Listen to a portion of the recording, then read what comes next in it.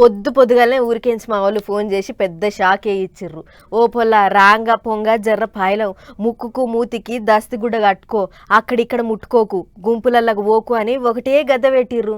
హగ్గ ఇప్పుడేమైంది, ఎందుకంత పరిశాన్ అవుతుర్రు అని అడిగితే అదే ఆ అడ్డదాకుల పురుగు మళ్ళీ వస్తుందట కదా అని కరోనా ముచ్చట్ను ముంగటేసిర్రు. ఏహే ఉత్త భయపడకుర్రి అని చెప్పి ఫోన్ పెట్టేసిన. మరి అసలు ఏమైతుంది, ఆ కరోనా కథ ఏంది, అట్లా వేర్చుకొని వద్దాం పర్రి.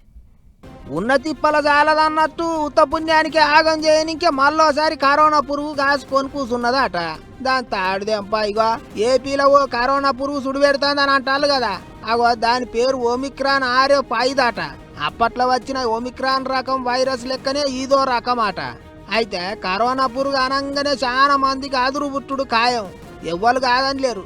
కానీ ఈసారి వచ్చిన దానికి మాత్రం పెద్దగా బుగులు పట్టే పని లేదంటారు డాక్టర్లు. సర్కారోళ్ళు కూడా గదే ముచ్చట చెప్తుండ్రు. కాకపోతే జర్ర చూసుకొని తిరుగుండ్రి. అన్ని తీర్ల పానం మంచిగా ఉన్న వాళ్ళకి ఏ రంది లేదట. గాని ఇప్పటికే తీరు రోగాలతోని దవాఖాన్ల చుట్టూ తిరిగేటోళ్ళు మాత్రం జర పైలంగా ఉండాలని చెప్తుర్రు.